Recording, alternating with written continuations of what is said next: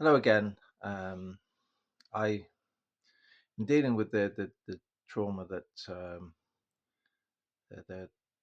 my wife and I have had to go through, or in my own case, quite extended period, given the issues at Wealth Tech and then the case and so on, and then Wealth Tech again, and culminating in police state terror as I try to stand up for my daughter's dignity. Um, I I find myself sometimes it's better to try to engage your mind in something to keep that part of you sharp, to add some offset to difficulties felt in other areas of my mind.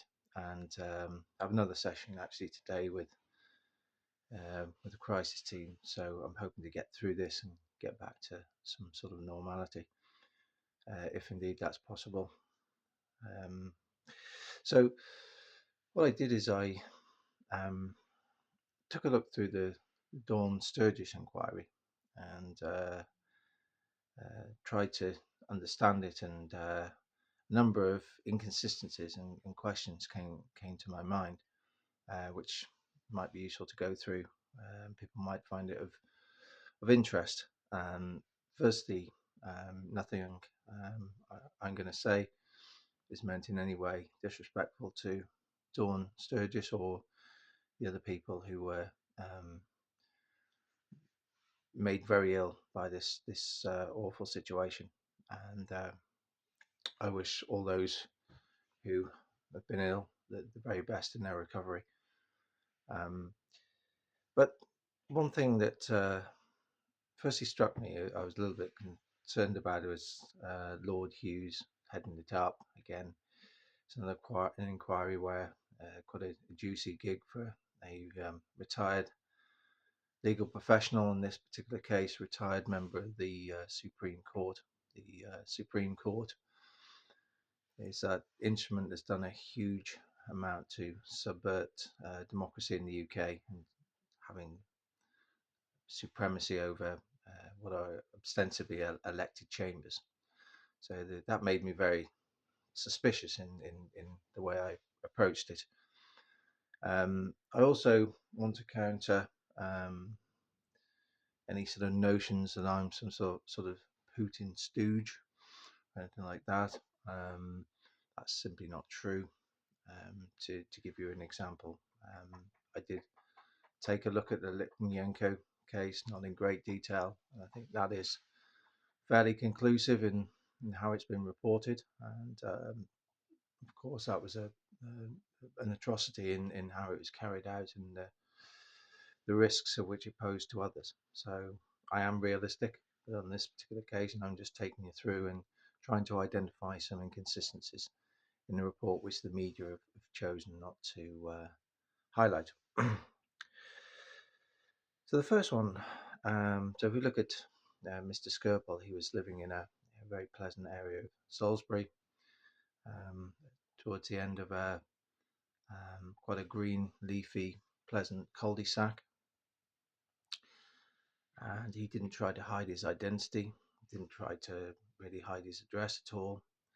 He received regular visitors from Russia, and in this particular case, his daughter had visited him. She arrived the day before the terrible incident, and I asked myself,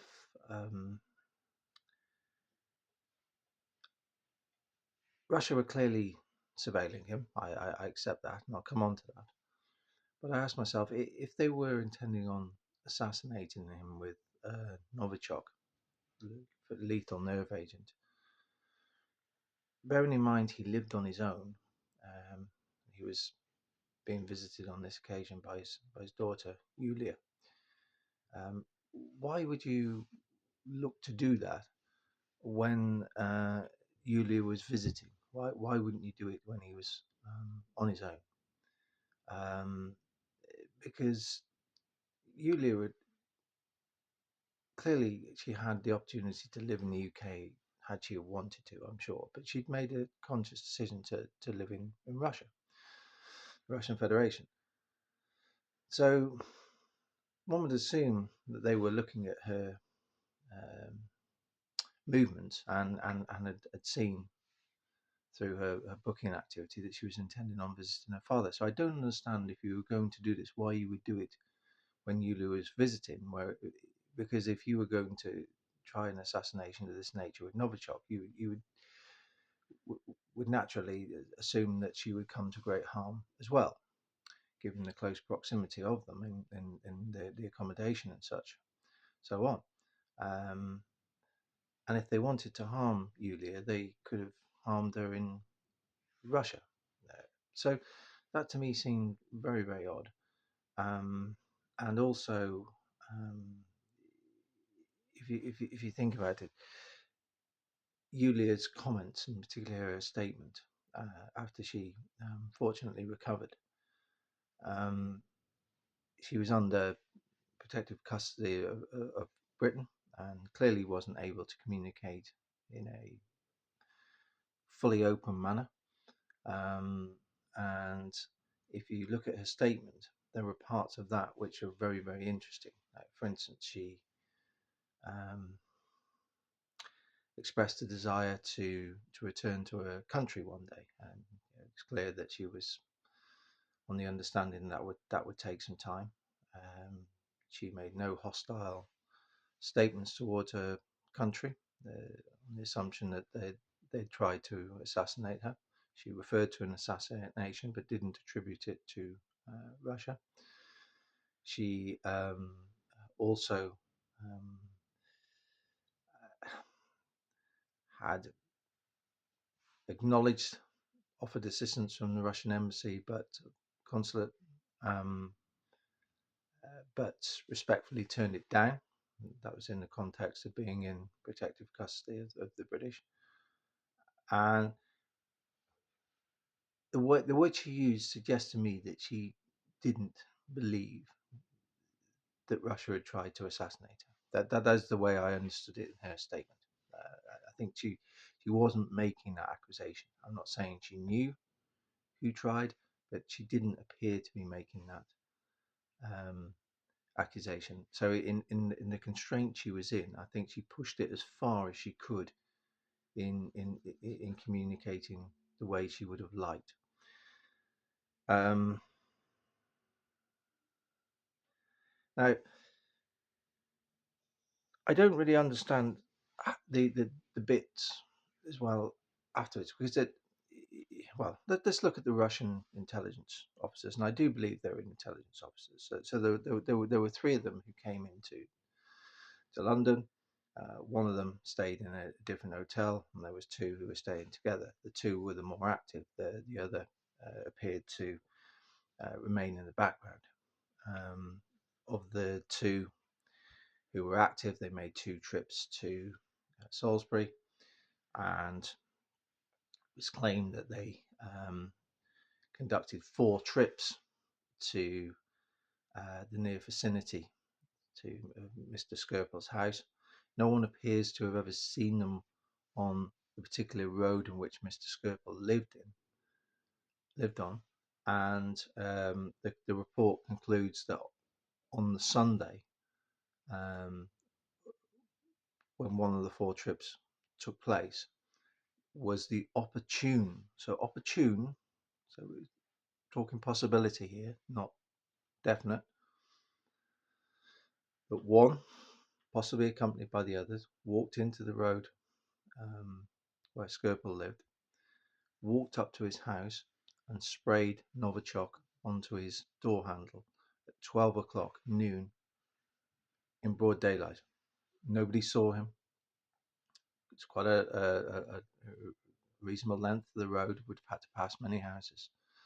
Not to mention that Mr. Skirple and his daughter were in at that time.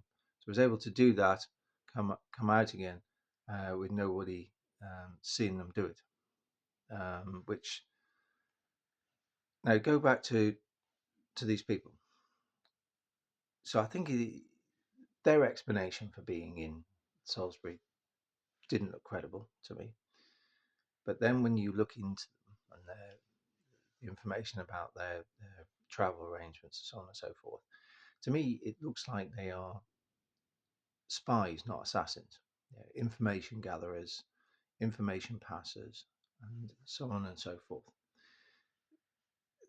There was nothing in there that suggested they'd been involved in a incident where people had been harmed, murdered, attempted to be murdered, or badly injured. So that looked a bit strange to me.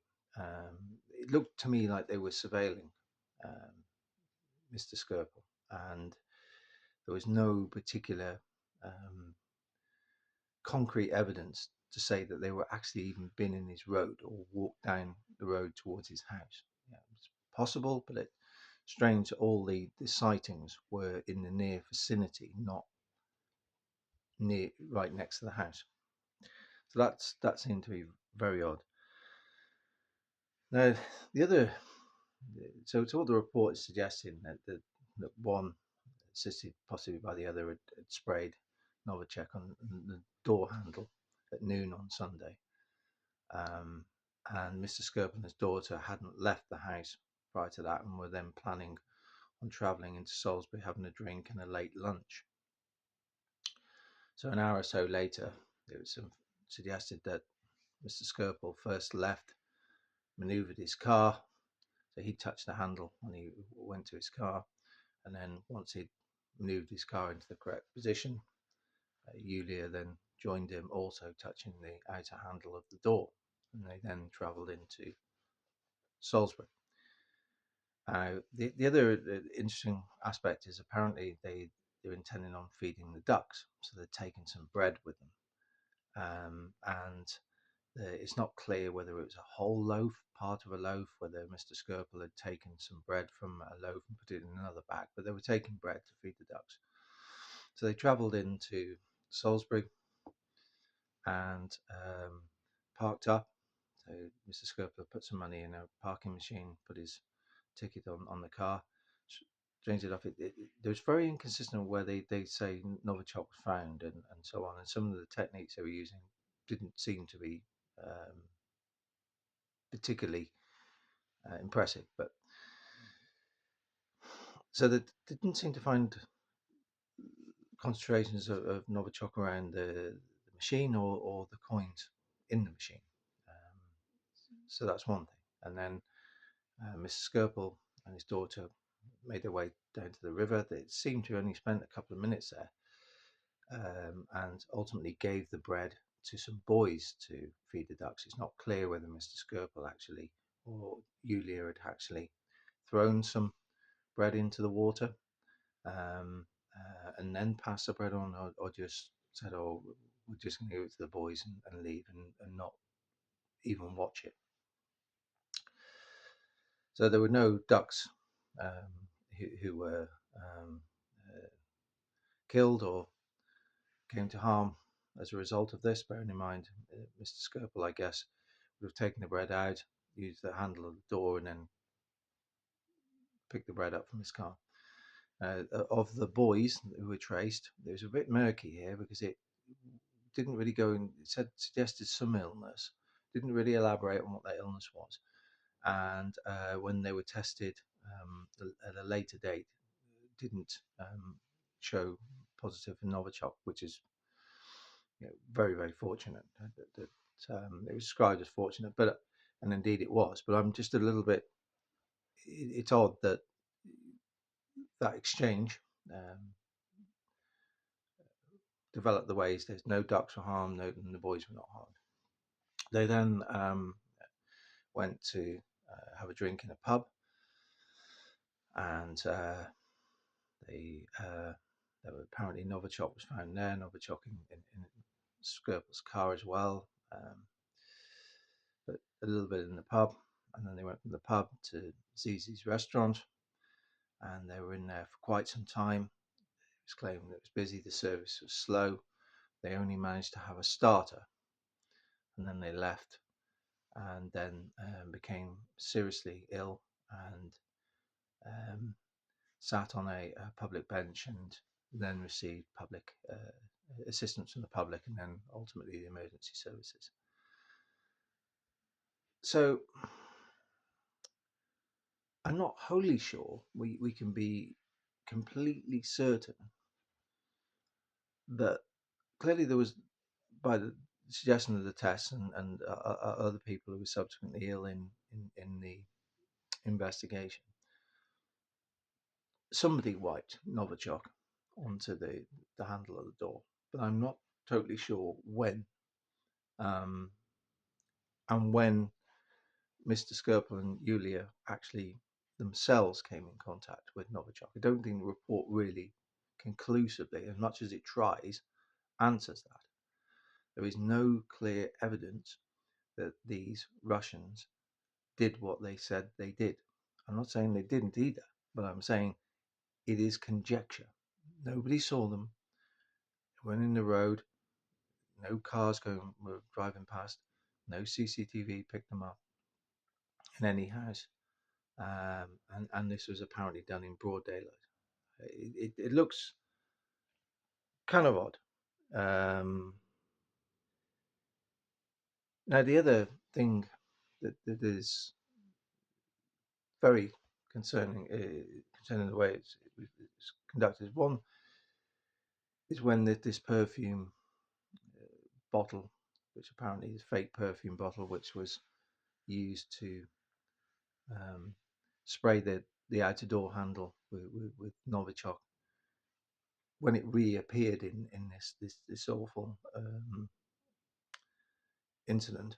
Bearing in mind the Skirple incident was early March, and then Dawn Sturgess was she tragically died after spraying herself with this perfume bottle, fake perfume bottle, believing it to be perfume, spraying it on her wrists at the end of June, so almost 4 months after, and then she suffered a terrible death, which is a tragedy. Now, the mystery is how this perfume bottle came back into circulation, because seemingly it suggested the Russians, after allegedly using it, had then gone to the trouble of resealing it and then disposing of it. So to reseal the box, to almost make it look like a authentic perfume bottle in a box, sealed. So it's a question of why they would do that. If you'd imagine that, if as a inquiry suggests, they'd undertaken this attempted assassination, you thought they would have wanted to flee pretty quickly, and that wouldn't necessarily be one of their priorities. So we know that it suggested that Dawn's boyfriend, Charlie Rowley, had picked this box up and ultimately presented it to her as a present. But it's a lot of murkiness around when and where he found it. Mr. Rowley clearly suffering some difficulties at the time with addictions and so on. I don't mean that in a derogatory way at all. And there were suggestions he found it at the end of June and presented it to Dawn as a present, as a result, as a peace offering, because he stayed up drinking with his friends the day before. She accepted it and applied it. And then there's other suggestions that he found it at a much earlier date and then took it to his flat and left it hanging around for some time and then decided to pass it on. Now, there is some issues with that, because what he kind of, firstly, I think he was struggling to remember and piece things together, which is, perhaps given his difficulty he was facing, not understandable. Is understandable, sorry. And had it been thrown away in a large sort of bin somewhere, it clearly wouldn't have festered there for almost 4 months, because the bin would have been regularly changed. So that raises the question of where did he find it? Because it's got to have gone somewhere in the bin, come out, and there was some suggestion he may have found it on the floor. Other suggestions that he had almost inserted himself in the bin with his legs hanging out, trying to sift for things. He admitted that he'd regularly search for things in bins to find things for his own consumption or potentially other items to sell. And it was a regular thing for him. So if he found it shortly after in early March and then just took it back to his flat and left it around, that to me doesn't seem consistent with what he said his pattern of behavior was, because which is what the report said, because it said it couldn't have been in the bin for that long and because the bins are empty. And I could have suggested that seems reasonable. But if he'd have taken it and found it, I would have thought he would have seen potentially some value in it and would have tried to sell it, or would have presented it to his girlfriend at an earlier date. I can't see why it would have hung around for almost 4 months in his flat. I think something would have happened to it prior to that. So that seems very suspicious in terms of how the packaging of it and where ultimately it had been all this time. It was very, very unclear. And I wonder, and again, this is just my thoughts, was Mr. Skirple becoming disillusioned with the United Kingdom, unhappy, and looking to move somewhere else? I think he might have missed Russia and had some sort of regrets. It possibly could have been difficult for him very difficult for him to return, because um, ultimately he was accused of betraying the country, and found and convicted of that, and then subject to a prisoner exchange because he was passing information to the British. But I do wonder whether Mr. Skirple was disillusioned, unhappy, and ultimately looking to leave and go somewhere else. And I wonder if that had stirred different actors in this overall affair, and something happened for that reason. I do wonder whether Mr. Skirple was planning on making a change to his life, and then it happened. I can't tell you who did it. I can only tell you that there are major, major inconsistencies in this report, and there is no hard evidence these Russians actually did it, from what I can see. There's traces of Novichok, they say, in a hotel, this, that, the other. But we're reliant on information that's given to us in this scenario, and you have to look at that.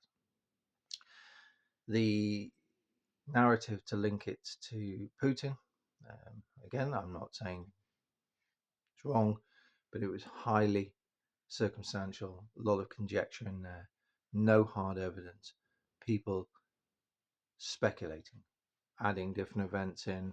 This happened, that happened, so this must be another clear case. Again, no hard evidence at all.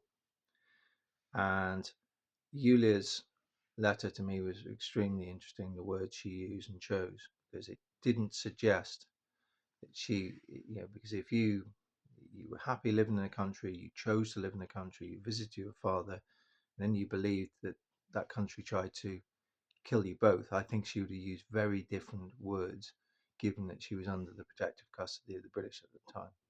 She didn't. She chose them very carefully. Said ultimately she wanted to go back. She respectfully declined help from the Russian embassy. Um, wasn't hostile in necessarily the media tried to twist that.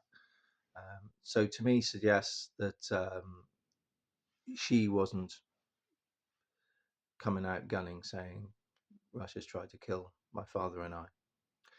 So there's some interesting takes on the inquiry for you. but ultimately it was a tragedy, and I respect that. And Dawn Sturgess' death was a tragedy, and those who were injured in the course of it was a tragedy. And I very much hope that they make continue their recoveries. Um, Interesting today with the visit of Zelensky to Downing Street and the coalition, or I've called in the other videos the coalition of the Wallies, with Merz and Macron also coming. I think there's a danger here where they keep sort of agitating in the peace process. Starmer, Merz, and Macron.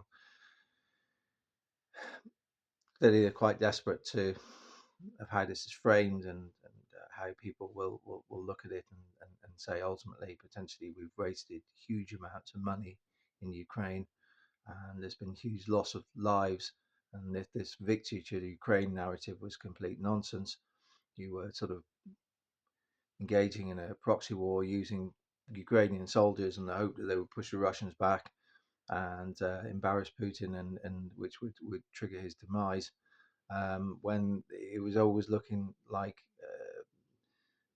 an impossibility. You're up against a foe with much larger resources, manpower, and other resources. And they've shown in the way they've flipped their economy to on a war footing.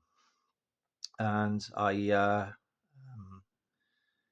feel the danger is as they continue this, trying to avoid the inevitable, that Trump will get to a position where he'll say, look, either you, to the Europeans and to a certain extent Zelensky, either you stay out of this and let myself and Putin ultimately come to a solution, or you go toe to toe with the Russians, and you sort it out. And I think they would be in a dreadful position then. Even if you don't like the conclusions of the war, the defeated parties don't get to dictate the terms, and history will show you that. And that's not a controversial thing to say. It's the lack of reality in Starmer, Merz, and Macron is quite extraordinary. As they battle to frame this as anything but a disastrous humiliation in many ways. And to remind you, I don't condone the invasion. I think wars should be avoided at all costs because it's the innocent that suffer. I do understand the provocations the Russians faced, but I wouldn't go as far as saying I condone an invasion. Hope that's okay. Take care, and I'll be back with more of the matters pertaining to this terrible trade in children very soon. Take care.